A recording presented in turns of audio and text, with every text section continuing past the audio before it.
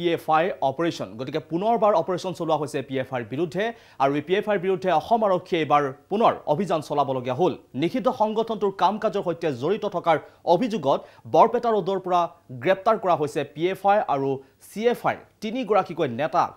দিল্লীৰ পৰা ৰেলযোগে আহি বৰপেটাৰ ৰোড ষ্টেচনত উপস্থিত হৈছিল আৰু তাৰ পাছতে তেওঁলোক হস্তম হৈ আছিল আৰক্ষী হস্তম হৈ আছিল আৰু উপস্থিত হোৱাৰ লগে লগে পূৰ্বৰে পৰা খাপ পিটি আছিল আৰক্ষী খাপ পিটি থকা বৰপেটা ৰোড ষ্টেচনতে তেওঁলোকক আটক কৰিবলৈ সক্ষম হয় আমি আপোনালোকক এবাৰ ভিজুৱেল দেখুৱাইছো এই তিনি PFIৰ যি নেতা আৰু তেওঁলোক উপস্থিত হোৱাৰ লগে লগে খাপ পিটি থকা আৰক্ষীয়ে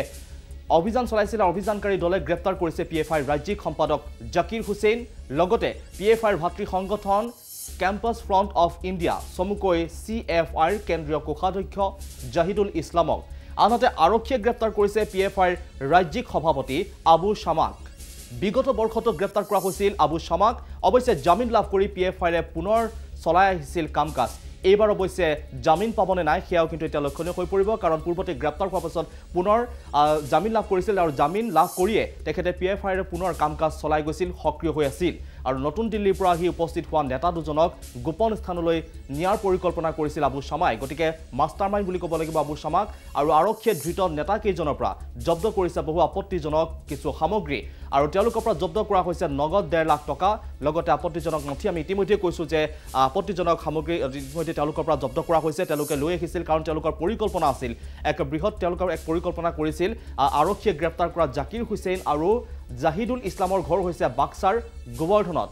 আনহাতে আবু শামাৰ ঘৰ হৈছে বৰপেটা ৰোডৰ 9 নম্বৰ ৱাৰ্ডত আৰু এই আটাইকেইজন নেতাই PFI আৰু CFIৰ জৰিয়তে ৰাষ্ট্ৰবিৰোধী কাম-কাজত জড়িত থকাৰ অভিযোগ উত্থাপন কৰিছে আৰক্ষীয়ে সংবাদমেল যোগে এই ভয়ংকৰ অভিযোগ উত্থাপন কৰিছে বৰপেটা আৰক্ষী অধীক্ষক অমিতাভ সিনহাই গতিকে তেওঁলোকে অভিযান চলাইছিল আৰু প্ৰাথমিক তদন্তত সেই সকলোবিলাক তথ্য পোহৰলৈ আহিছে যে তেওঁলোকে কিছু অনৈতিক কাৰ্যকলাপ কৰিবৰ বাবে তেওঁলোক তৎপৰ হৈ পৰিছিল আৰু লক্ষণীয় যে দ্বিতীয়বাৰৰ বাবে গ্ৰেপ্তাৰ কৰা অসম ৰাজ্যিক PFIৰ সভাপতি আবু শামা AUDFৰ প্ৰাক্তন নেতা গতিকে পূৰ্বতেও তেখেতক গ্ৰেপ্তাৰ কৰা হৈছে আমি ইতিমধ্যে উল্লেখ কৰিছো আৰু তেওঁ হৈছে AUDFৰ প্ৰাক্তন নেতা আবু শামা পূৰ্বে AUDFৰ পৰা সৰ্বুক সমষ্টিৰ প্ৰাৰ্থিত্ব প্ৰত্যাশী আছিল আবু শামা গতিকে আমি ভাষ্য আগবঢ়াইছো এই ভাষ্য শুনি আপোনালোকে সহজে অনুমান কৰিব পাৰিব যে কেনে ধৰণৰ কি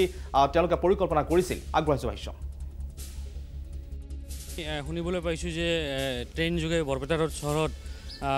PFI দুই নেতা ইয়াত আহিছিলে আৰু বৰপেটা জিলা আৰক্ষী অধীক্ষক অমিতাভ সিনহাৰ ডাঙৰীয়া নেতৃত্বত সবল নেতৃত্বত তেখেতে এই দুইজন কৰায়ত্ব কৰিবলৈ ইতিমধ্যে সক্ষম হৈছে আৰু ইয়াৰ পৰা প্ৰমাণিত হ'ল যে বৰপেটা জিলাখন ইতিমধ্যে হয়তো PFIৰ কবলত তেওঁলোকে